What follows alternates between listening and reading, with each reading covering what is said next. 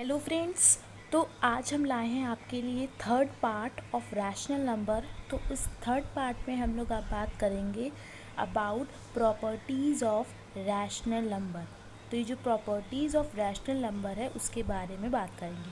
तो सबसे पहली प्रॉपर्टी है वो है क्लोजर प्रॉपर्टी। कौन सी प्रॉपर्टी है? Closure property. तो हम लोग बुक से ही बुक आप ये वाली बुक है, तो आप लोग इस बुक को खोल सकते हैं।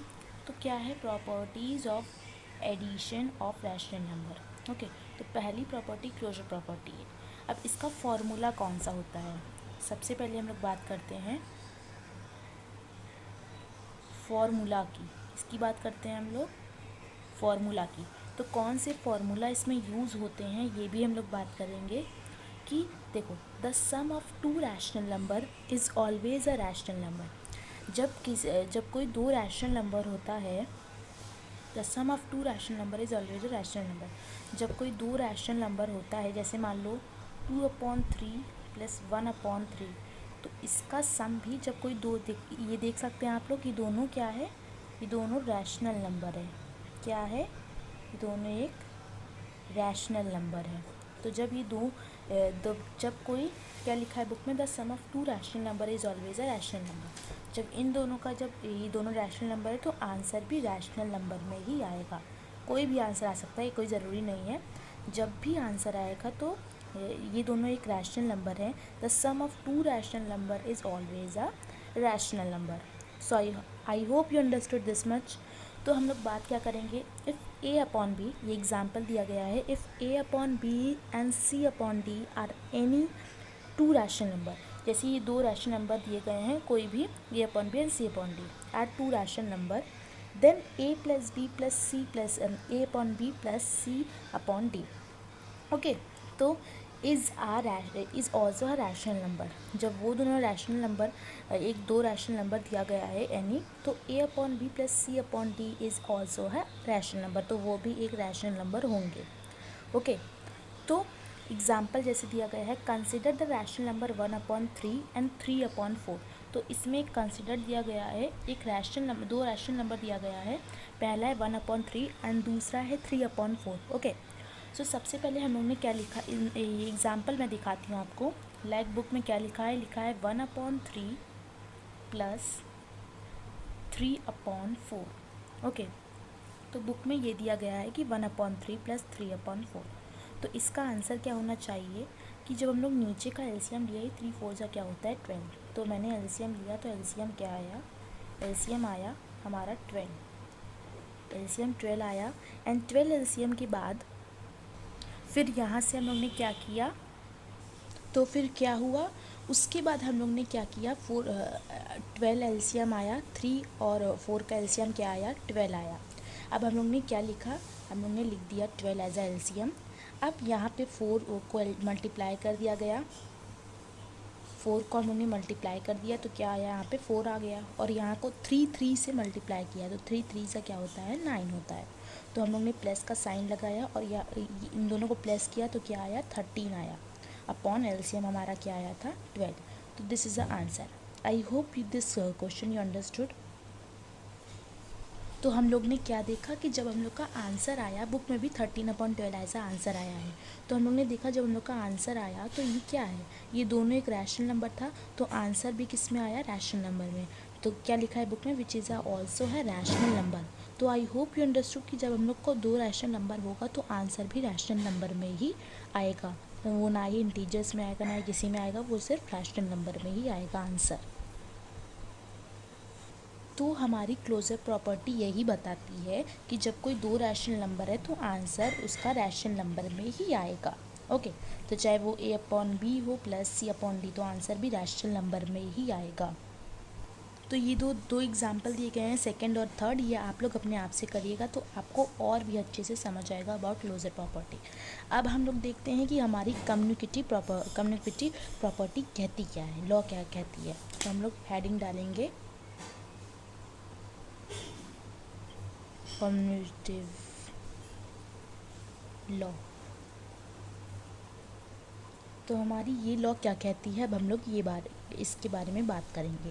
क्या कहती है? जब two rational number can be added in any order, जब कोई दो रैशनल नंबर एडेड होंगे इन एनी ऑर्डर में, thus for any two rational number a upon b and c upon d। तो बुक में एक एग्जाम्पल दिया गया है, that is a upon b and c upon d वी है। तो a upon b plus c upon d, तो ये एक रैशनल नंबर का फॉर्म दिया गया है, एनी ऑर्डर दिया गया है, a upon b plus c upon d।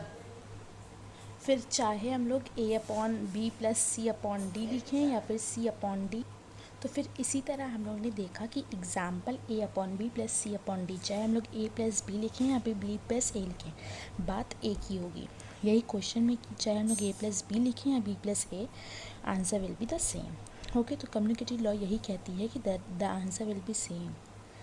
Okay, तो एसोसिएटिव प्रॉपर्टी लॉ क्या कहती है? While adding three rational number they can B grouping any order. जब हम लोग किसी थ्री रैशनल नंबर को ऐड करेंगे, दे can be grouped in any order. जब जैसे मान लीजिए कि 1/2, 3/4, 5/6, तो जब ये रैशनल नंबर होंगे हमारे तीन, जब हम लोग इनको ऐड करेंगे तो ये किसी भी ऑर्डर में हो सकते हैं, लाइक ऐसे 5/6, 3/4, 1/2, लेकिन आंसर द सेम आएगा। आंसर क्या आएगा? आंसर हमारा सेम आएगा, चाहे हम किसी भी नंबर को किसी ऑर्डर में भी लिखें। तो एसोसिएटिव लॉ ये कहती है कि while adding three rational number they can be grouped any order, thus for any three rational number a upon b, c upon d and e upon f we है। a upon b plus c upon d हमारे पास है, e upon f and is equals to a upon b। तो a plus b plus C, तो ऐसे करके answer हो जाएगा। तो इसकी कुछ एग्जांपल्स भी हैं। एग्जांपल्स ये हैं कि consider the rational number, consider rational number, तो ये सारे एग्जांपल हैं। ये एग्जांपल अगर आप लोग लगाएंगे तो आपको आ जाएगा। ओके, तो बात करते हैं हम लोग property for existence of additive identity. Zero is a rational number, zero हमारा एक रैशनल नंबर है, such that the such sum of any rational number and zero is a rational number itself. देखो, जब ज़ीरो हमारा rational number है, such that the sum of any rational number, किसी भी rational number का sum, and zero is a rational number itself, किसी भी rational number का और ज़ीरो जो रैशनल नंबर है वो इटसेल्फ हो जाएगा। Thus a upon b plus zero is equal to zero plus a upon b, rational number के हम लोग लिख सकते हैं, like. Okay, so is the rational number, ये एक रैशनल नंबर हो गया हमारा।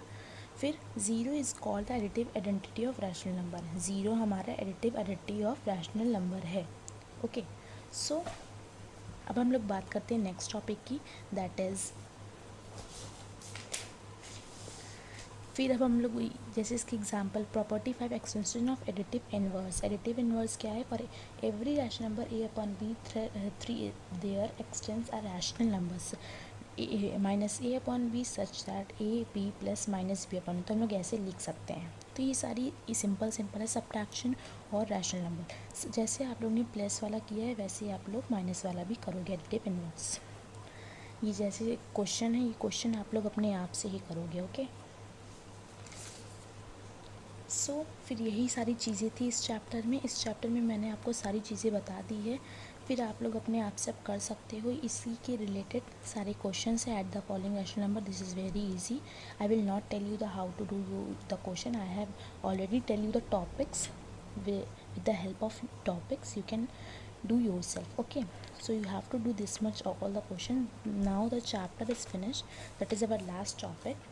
Okay, तो अगर law of distributive properties, I not remember, distributive property for any three rational number a upon b, c upon d and e upon f we have a b multiply by c d।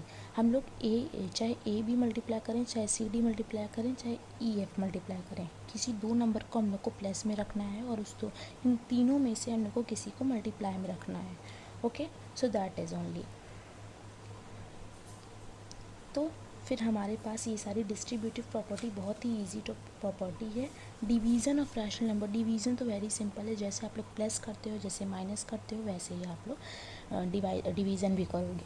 Property of division क्या है? Closure property वही division वाली है, जो division वाली property है वही है। Okay, so this is all about my first chapter rational number. अगर आपको मेरा वीडियो अच्छा लगा हो तो please like and subscribe to my channel. Don't forget to share with your other friends. Thank you so much.